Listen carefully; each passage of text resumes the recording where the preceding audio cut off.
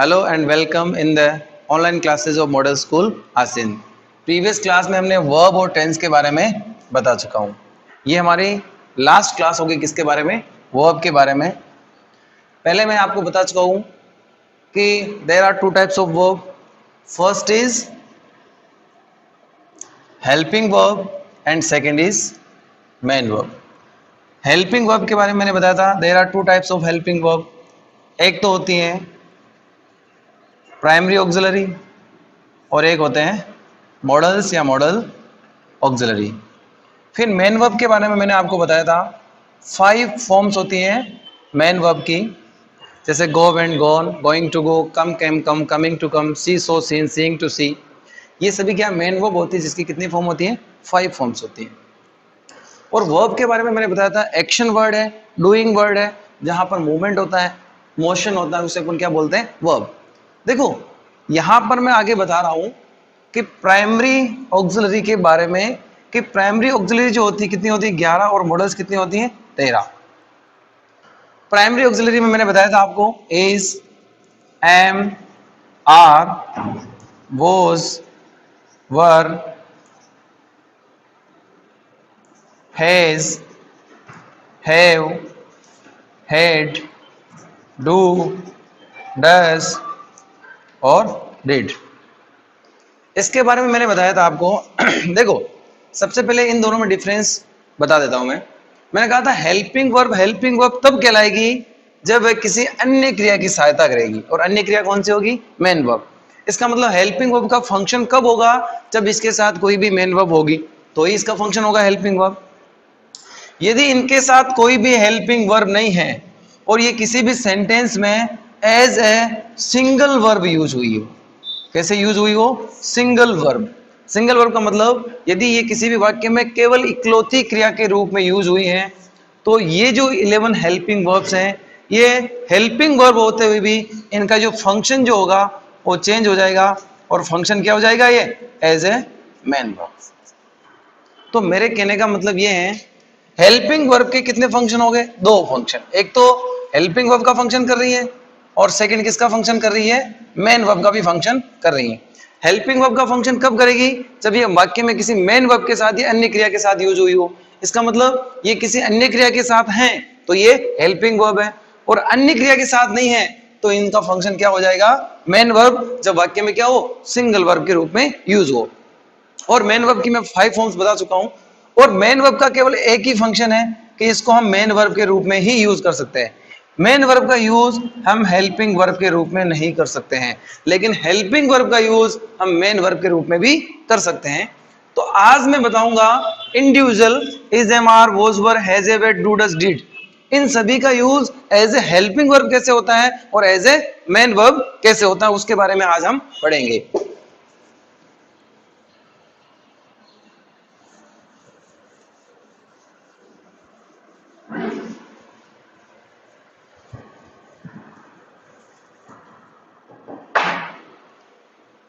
देखो मैंने कहा था इज, एम, आर, फिर है वॉज,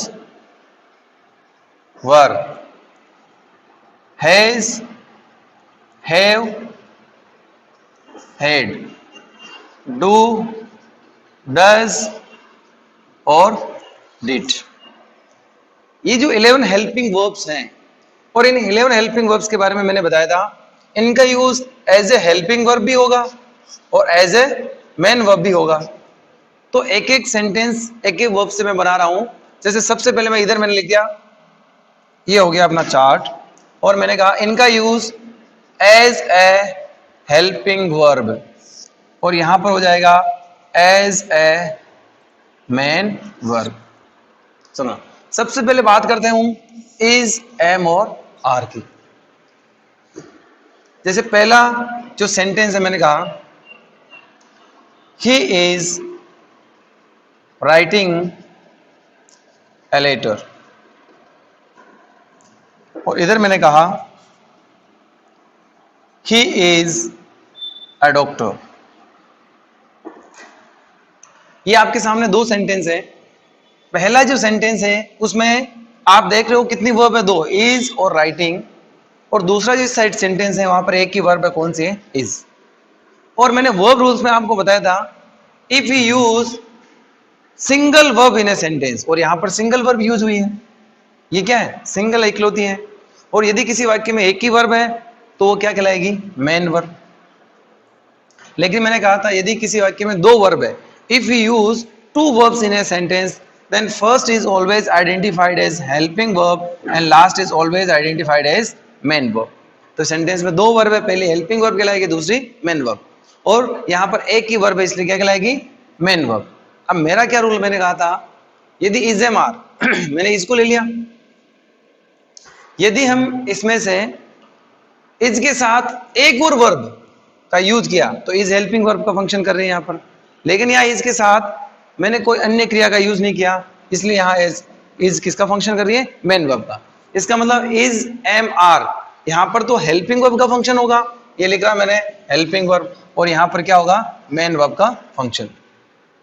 क्लियर? सेकंड सेंटेंस की मैं बात करता हूं, देखो एम से बनाते हैं। जैसे मैंने कहा आई एम टीचिंग इंग्लिश, मैं इंग्लिश पढ़ा रहा हूं, और इधर मैंने लिखा I M a teacher,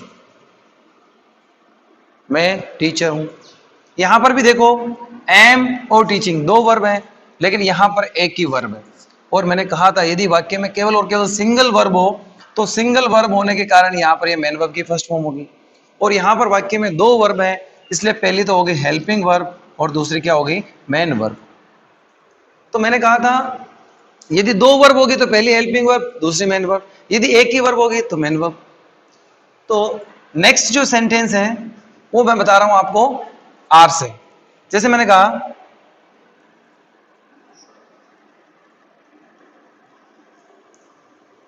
we are going to school,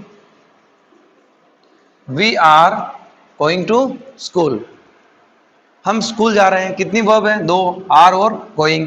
दो है तो पहली क्या कहलाएगी? हेल्पिंग वर्ब, दूसरी क्या कहलाएगी? Main verb.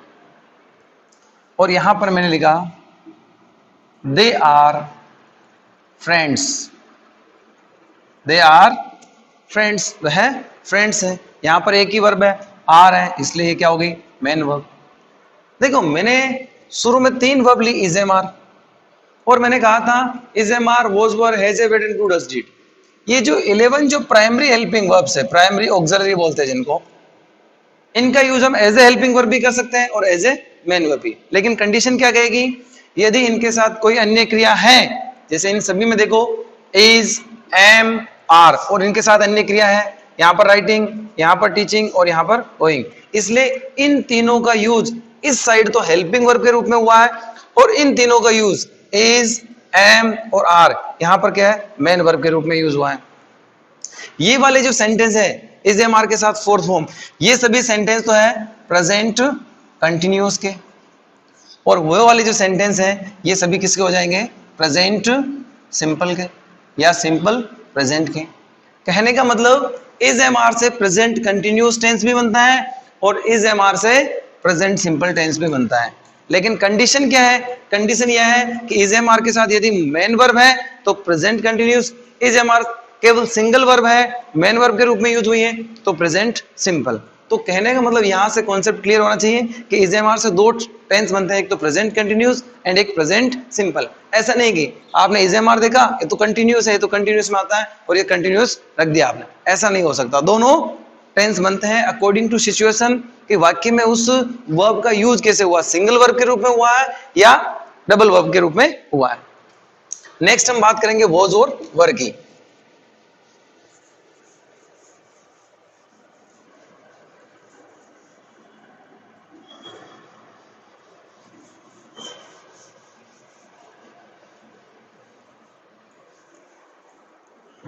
नेक्स्ट जैसे मैंने कहा थ्री सेंटेंसेस हो गए, अब मैं करता हूं फोर्थ। फोर्थ में बात कर रहा हूं वॉज की। जैसे मैंने कहा ही वॉज स्लीपिंग, और मैंने कहा इधर fourth sentence she was Gita. ये अपना एक सेंटेंस हो गया। अच्छा, मैंने कहा यहां पर वॉज के साथ एक और वर्ब है, और कौन सी है? स्लीपिंग। तो there are two verbs in a sentence, दो वर्ब है, तो पहली क्या कहलाएगी? हेल्पिंग वर्ब, और दूसरी क्या कहलाएगी? Main verb. यहां पर देखो शी वॉज गीता, एक ही वर्ब है और वो कौन सी है? वॉज। और एक ही वर्ब है, सिंगल वर्ब है, तो हमेशा मेन वर्ब कहलाएगी। अच्छा, यहां पर दो वर्ब है, इसलिए पहली हेल्पिंग वर्ब, दूसरी मेन वर्ब। यहां एक ही वर्ब है, इसलिए मेन वर्ब। सेकंड बात करते हैं अपन वर्ब की। और वर्ब में मैं बता रहा हूं आपको, जैसे मैंने कहा we were talking to each other, या वी वर टॉकिंग, एक ही बात है। वी वर टॉकिंग, हम बातें कर रहे थे। और इधर मैंने लिखा दे वर नेबर्स, दे वर नेबर्स। और यहां पर क्या है? एक ही वर्ब है, तो क्या हो जाएगी? Main verb.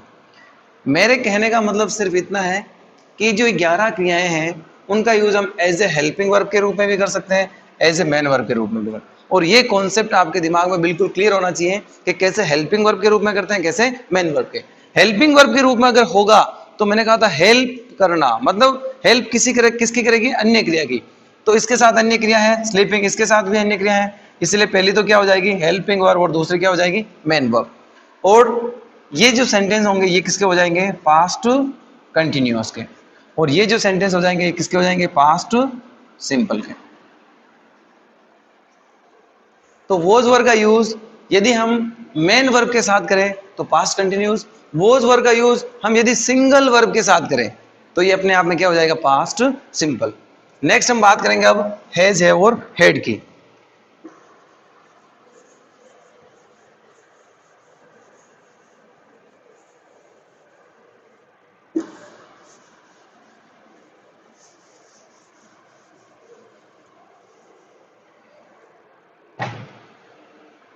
अब मैं बात कर रहा हूं हैज, हैव और हेड की। तो 5 सेंटेंस हो गए अपने, 1 2 3 4 5, 6 नंबर का है हैज। जैसे मैंने कहा he has bot A bike, उसने एक बाइक खरीदी है। और इधर मैंने लिखा 6 नंबर का sentence he has books, he has my books, उसके पास मेरी किताबें। दो सेंटेंस है। यहां पर इस सेंटेंस में दो वर्ब हैं, फर्स्ट एंड सेकंड। यदि दो वर्ब हैं तो पहली कहलाएगी हेल्पिंग वर्ब और दूसरी क्या कहलाएगी? Main verb. इस सेंटेंस में एक ही वर्ब है और कौन सी है? हैज, क्योंकि बुक्स तो क्या है? ये तो नाउन का काम कर रहा है। बुक्स तो क्या है? नाउन है। तो यहाँ पर एक ही वर्ब है और कौन सी है? हैज। और एक ही वर्ब है तो ये मेन वर्ब कहलाएगी, और मेन वर्ब की कौन सी फॉर्म है? फर्स्ट। सेकंड सेंटेंस बनाता हूं मैं, हैज का हो गया, हैव का। मैंने कहा I have seen you before, मैंने तुम्हें पहले कहीं देखा है। हैव सीन, दो वर्ब है, पहली क्या कहलाएगी? हेल्पिंग वर्ब, दूसरी क्या कहलाएगी? Main verb. और इधर मैंने कहा I have money, I have money, मेरे पास पैसे हैं, मनी है, एक ही वर्ब है हैव, इसलिए क्या कहलाएगी? Main verb. तो मैंने कहा था हैज और हैव के साथ यदि अन्य क्रिया है तो ये हेल्प कर रही है, इसलिए क्या होगी? पहले हैज और हैव हेल्पिंग वर्ब, और दूसरे क्या होगी? Main verb. ये जो टेंस हुआ ये हुआ प्रेजेंट परफेक्ट। इन दोनों सेंटेंस में कौन सा टेंस हुआ? Present perfect. और यहाँ पर हैज और हैव सिंगल वर्ब है, इसलिए मेन वर्ब के रूप में यूज हुई है, इसलिए यहाँ पर कौन सा टेंस हुआ? Present simple. Is that clear? Next हम बात करता हूं मैं हेड की। किसकी बात कर रहा हूं मैं? हेड की। मैंने कहा आई हैड टोल्ड यू, मैंने तुम्हें कहा था अबाउट दिस, किसी के भी बारे में। हेड और टोल्ड कितनी वर्ब है? दो। दो है तो पहली क्या कहलाएगी? हेल्पिंग वर्ब, दूसरी क्या कहलाएगी? Main verb. और यहां पर बात करते हैं, और मैंने कहा था ही हैड चॉकलेट्स, उसके पास चॉकलेट्स थी। हेड पास्ट, कौन सी फॉर्म है? सेकंड फॉर्म है, सिंगल वर्ब है। तो मैंने कहा हेड के साथ अन्य क्रिया क्या है? टोल्ड, इसलिए हेड हेल्पिंग वर्ब होगी। और इस हेड के साथ अन्य क्रिया कोई भी नहीं है, इसलिए क्या होगी? मेन वर्ब, क्योंकि वो सिंगल वर्ब है। तो यहां हम बात करते हैं, ये तो कौन सा टेंस हो गया? Past perfect. और ये कौन सा हो गया? Past simple. क्लियर? तो इजेमार, वॉज वर और हैज हैव हैड, इन 8 वर्ब्स का यूज मैं as a main helping verb भी बता चुका हूं और एज ए मैन वर्ब भी। कंडीशन क्या है, यदि इनके साथ कोई अन्य क्रिया है तो हेल्पिंग वर्ब है, और अन्य कोई भी क्रिया नहीं है और वाक्य में केवल और केवल सिंगल वर्ब के रूप में, इकलौती क्रिया के रूप में यूज हुई है, और इनके साथ अगर अन्य क्रिया नहीं है तो ये अपने आप में इनका फंक्शन चेंज होकर क्या हो जाती है, मेन वर्ब का काम करती है। किसका काम करती है, मेन वर्ब का। लास्ट जो 3 वर्ब्स बची हैं वो है डू, डज, डिड। काफी कॉम्प्लिकेटेड वर्ब्स हैं ये, लगता है इजी है। आज मैं इनका यूज आपको हेल्पिंग वर्ब और मेन वर्ब दोनों के रूप में बताता हूं, डू, डज और डिड का।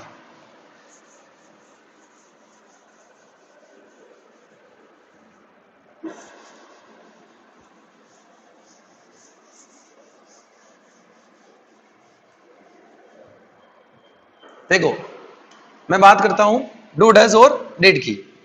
पहला सेंटेंस है मेरा, ये 9 नंबर का सेंटेंस है, डू के बारे में बात करता हूं। जैसे मैंने कहा, यू ड्रिंक टी। देखो, बहुत ही जनरल सेंटेंस है। मैंने आपको कहा यदि वाक्य में एक ही वर्ब है तो मेन वर्ब होगी, और वाक्य में 2 वर्ब है तो पहली हेल्पिंग वर्ब होगी और दूसरी मेन। यहां पर एक ही वर्ब है, ड्रिंक, पीना, मोशन हो रहा है, एक्शन हो रहा है, तो मेन वर्ब की फर्स्ट फॉर्म है यू ड्रिंक टी, तुम चाय पीते हो। लेकिन इस सेंटेंस का मैं ट्रांसफॉर्मेशन करूं या इसको मैं कन्वर्ट करूं नेगेटिव सेंटेंस में, तो इसका सेंटेंस बनता है you do not drink tea, तुम चाय नहीं पीती हो। देखो, इस सेंटेंस में तो एक ही वर्ब है, लेकिन मैंने जब इसका नेगेटिव किया, मैंने क्या बनाया इसका नेगेटिव, और जैसे ही नेगेटिव बनाया तो मेरे सामने 2 वर्ब होगी, डू और ड्रिंक। अब जब 2 वर्ब है तो पहली तो क्या कहलाएगी, हेल्पिंग वर्ब, और दूसरी क्या कहलाएगी, मेन वर्ब। आगे बात समझ में यहाँ पर।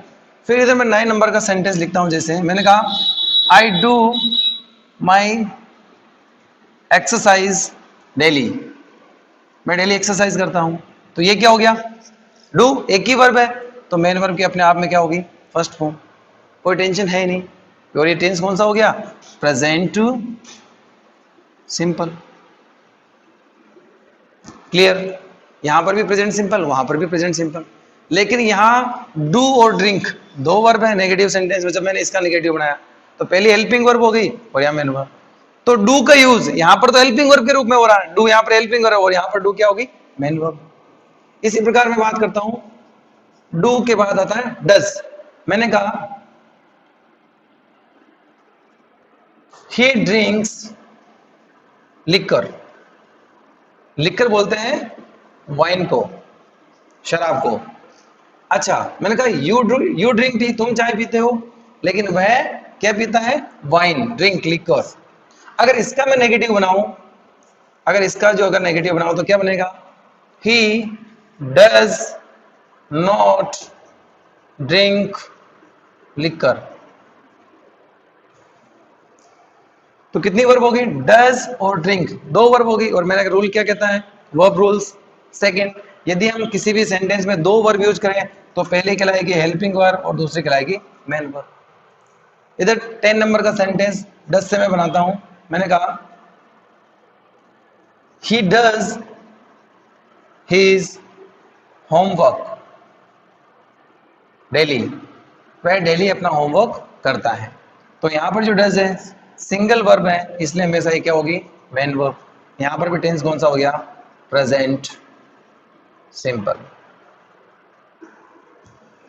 तो मैंने कहा, एक बार वापस समझा रहा हूं, यू ड्रिंक टी, ये बहुत ही जनरल सेंटेंस है।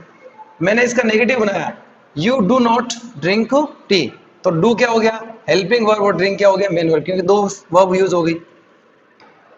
उसी प्रकार ही drinks liquor, he does not drink liquor, इसका मैंने नेगेटिव बनाया, तो डज और ड्रिंक 2 वर्ब होगी, पहले हेल्पिंग वर्ब, दूसरी मेन वर्ब। इस साइड देखो, डू यहां पर सिंगल वर्ब है और डज यहां पर भी सिंगल वर्ब है, सिंगल वर्ब तो क्या होगा, मेन वर्ब। अब लास्ट वर्ब बची हमारे डिड।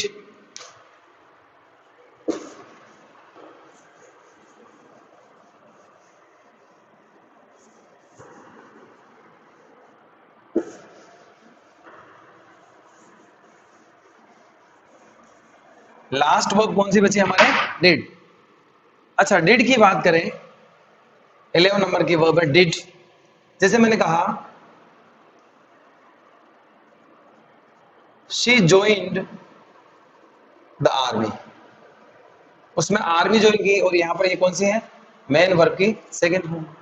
इसका अगर मैं नेगेटिव बनाऊं तो क्या बनेगा, she did not join the army, उसने आर्मी ज्वाइन नहीं की। अब हमारे सामने दो वर्ब हो गई, डिड और ज्वाइन, तो ये क्या हो जाएगी, पहले हेल्पिंग वर्ब और दूसरी मेन वर्ब, ये मेन वर्ब की। और ये टेंस कौन सा हो गया, पास्ट सिंपल या सिंपल पास्ट। इधर अगर बात करूं 11 नंबर के सेंटेंस की, डिड के, तो मैंने कहा ही डिड एमए, उसने एमए की, मास्टर ऑफ आर्ट्स, एक ही वर्ब है, सेकंड फॉर्म में इकलौती क्रिया है, और जब किसी भी वाक्य में सिंगल वर्ब हो, इकलौती क्रिया हो, तो अपने आप में क्या बन जाती है, मेन वर्ब। और ये टेंस कौन सा हो गया, पास्ट सिंपल। तो कहने का मतलब ये है, ये जो 11 हेल्पिंग वर्ब्स है जिनको हमने प्राइमरी ऑक्सिलरी कहा, इनका यूज मैं वाक्य में एज ए हेल्पिंग वर्ब भी कर सकता हूं, एज ए मेन वर्ब भी कर सकता हूं।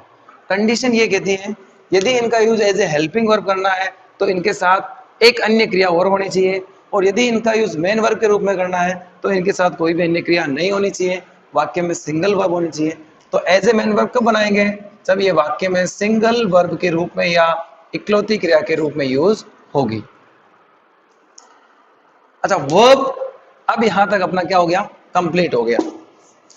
अब वर्ब के बारे में मैं कंप्लीट बता चुका हूं कि वर्ब क्या होती है, और अब टेंस के बारे में बताना है कि अगर वर्ब को समझ लिया तो टेंस तो आप इजीली समझ जाओगे, टेंस तो कोई बड़ा इश्यू है ही नहीं, क्योंकि टेंस जो डिसाइड होता है वो किससे डिसाइड होता है, टेंस वर्ब की फॉर्म से डिसाइड होता है।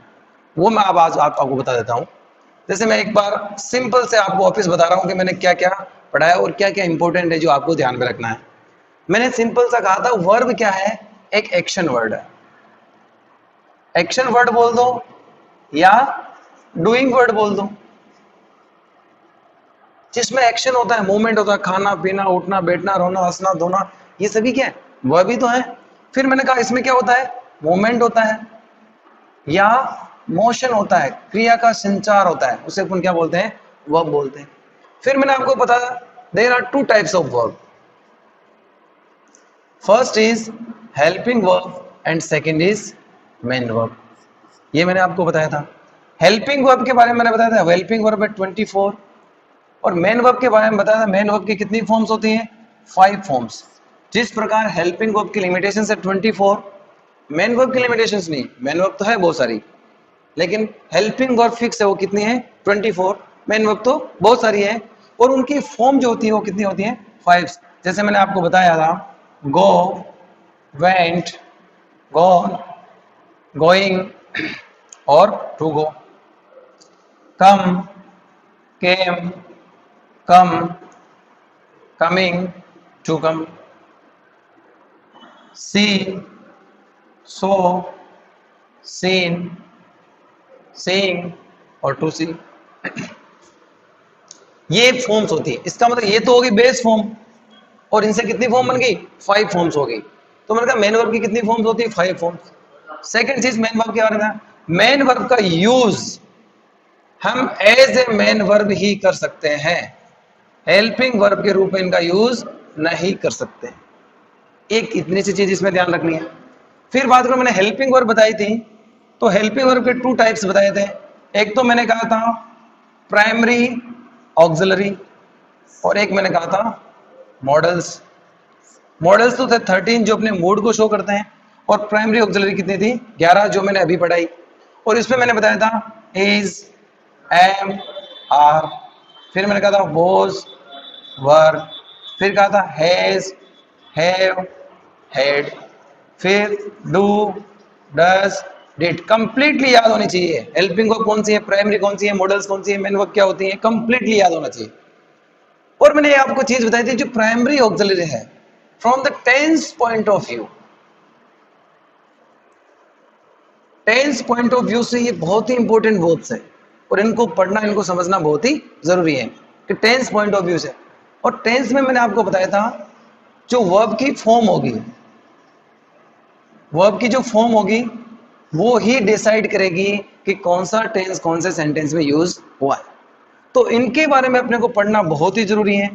और इनके फंक्शन के बारे में मैंने बताया था, इनका यूज हम एज ए हेल्पिंग वर्ब भी कर सकते हैं और एज ए मेन वर्ब भी कर सकते हैं। हेल्पिंग वर्ब के दो फंक्शन है। हेल्पिंग वर्ब का काम तो करती है, लेकिन मेन वर्ब का काम भी करती है। मेन वर्ब का काम कब करेगी? जब ये वाक्य में सिंगल वर्ब के रूप में यूज हो। और हेल्पिंग वर्ब का काम कब करेगी? जब वाक्य में अन्य क्रिया के साथ यूज हो। इतनी सी बात अपने को ध्यान में रखने। अच्छा, फिर मैंने कहा था कि वर्ब क्यों पढ़ाया? मैंने कहा था वर्ब की जो फॉर्म होती है 5 फॉर्म्स, उसी से तो डिसाइड होगा कि कौन सा टेंस किस सेंटेंस में यूज हुआ है। जैसे मैं एक नॉर्मल सी बात बताता हूं आपको, कैसे पता चलेगा अपने को और वर्ब का क्या यूज है टेंस में। 2-3 एग्जांपल बताता हूं, फिर अपन टेंस स्टार्ट करेंगे।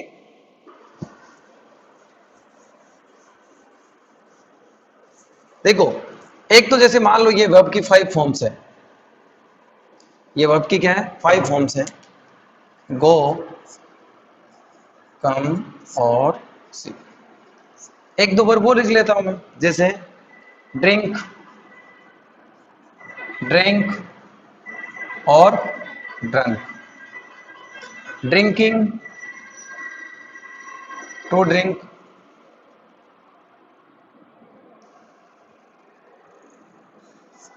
अच्छा, अब देखो वर्ब की कितनी होती है? 5 फॉर्म्स। और मैंने कहा था टेंस जो होता है वो किससे डिसाइड होगा? वर्ब की फॉर्म से। अब समझना यहां से आगे 2-4 कॉन्सेप्ट। देखो, आपको पता 5 फॉर्म्स होती है, फर्स्ट, सेकंड, थर्ड, फोर्थ और फिफ्थ। जैसे मैंने कहा था ना, go, went, gone, going to go, 5 forms है। इन 5 फॉर्म्स की अगर हम बात करें तो उसके बारे में मैं बता देता हूं। देखो, वर्ब की जो फर्स्ट फॉर्म होती है इसे हम बोलते हैं प्रेजेंट फॉर्म। कौन सी फॉर्म बोलते हैं? Present form. सेकंड फॉर्म होती है उसे हम बोलते हैं पास्ट फॉर्म। ये हो गई पास्ट फॉर्म। थर्ड जो फॉर्म होती है उसे बोलते हैं हम परफेक्टिव। क्या बोलते हैं? Perfective form. फोर्थ होती है उसे बोलते हैं हम प्रोग्रेसिव, प्रोग्रेसिव या कंटिन्यूअस फॉर्म। और जो फिफ्थ फॉर्म होती है उसे बोलते हैं हम इन्फिनेटिव, इन्फिनेटिव फॉर्म। ये होगी 5 फॉर्म्स। अब देखो, अगर आपको याद है गो फर्स्ट फॉर्म है, वेंट सेकंड फॉर्म है, गोन थर्ड फॉर्म है, गोइंग फोर्थ फॉर्म है, तो आप तुरंत पता कर लोगे कि कौन सा टेंस या कौन सा एस्पेक्ट इसमें यूज हुआ। कैसे? जैसे मैंने कहा I go to school daily, और एक सेंटेंस में लगा I went to school yesterday. दो सेंटेंस आपके सामने। सबसे पहले आपको आइडेंटिफाई करना है कि इन सेंटेंस में वर्ब कौन सी है। अगर आपको वर्ब याद है, आपको पता वर्ब किसे बोलते हैं? एक्शन, डूइंग वर्ड, मूवमेंट, तो आप पता करोगे अच्छा जाना, ये क्या है? दोनों वर्ब है दोनों सेंटेंस में। इसमें गो है, इसमें वेंट है। और फिर मैंने कहा था आपको एटलीस्ट 500 वर्ब्स तो याद होने चाहिए जो डेली यूज होती है, जिनका डेली लाइफ में यूज होता है, वो अपने को याद होने चाहिए। अब जैसे मैंने यहाँ पर गो और वेंट एक ही वर्ब ली, उससे मैंने 2 सेंटेंस बना दिए। मैंने कहा I go to school daily, और फिर मैंने कहा I went to school yesterday, 2 sentence लिख दिए। अब आप क्या करते हो? इनसे डिसाइड करते हो, अच्छा यस्टरडे है तो पास कर लेते हैं, डेली है तो प्रेजेंट कर लेते हैं। कभी कभी नहीं मिला तो फिर क्या करोगे? फिर तो वह भी डिसाइड करेगी ना कि वह भी कहाँ यूज हुई, कौन सी फॉर्म यूज हुई। अब मान लो इसको छोड़ दो, डेली और यस्टरडे को, ये कीवर्ड्स हटा दो, I go to school, I went to school. अब आप आइडेंटिफाई करो, कैसे आइडेंटिफाई करोगे? तो वर्ब ही डिसाइड करेगी। मैंने कहा वर्ब डिसाइड करेगी कि वर्ब की फॉर्म डिसाइड करेगी कौन सा टेंस कौन से सेंटेंस में यूज हुआ है। जैसे 2 सेंटेंस आए, मैंने कहा आई गो टू स्कूल और आपने कहा गो, अच्छा गो तो कौन सी फॉर्म है? फर्स्ट फॉर्म है। और फर्स्ट फॉर्म किस में आती है? मैंने कहा first is always present form, तो ये कौन सा हो गया? प्रेजेंट सिंपल का। और जैसे ही वेंट पे गए आप, तो वेंट तो सेकंड हो गई, तो ये हो गई सेकंड। अच्छा सेकंड है तो सेकंड में मैंने लिखा इट इज पास्ट, तो ये हो गया पास्ट टेंस। तो इसमें प्रेजेंट यूज हुआ है, इसमें पास्ट। कैसे डिसाइड किया मैंने? वर्ब की फॉर्म से। इसलिए मैंने आपको पहले पढ़ाया था कि वर्ब क्या होती है।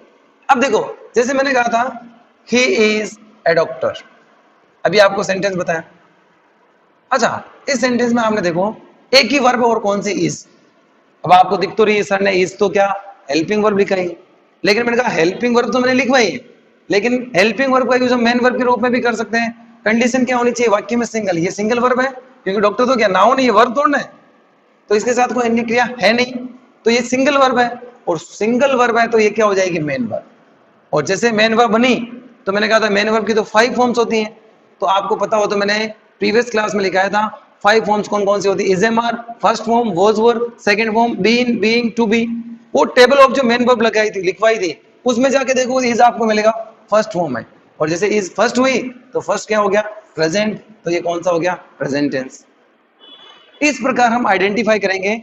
इसके लिए आपको जो मैंने वर्ब की क्लासेस पढ़ाई 3 और 4 क्लासेस, उन क्लासेस को आप कंप्लीटली पढ़ना है।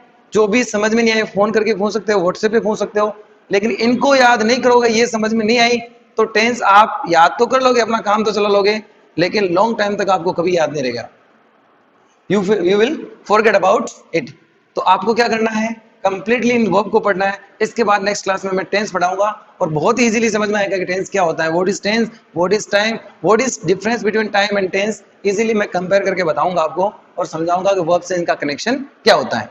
Okay, thank you.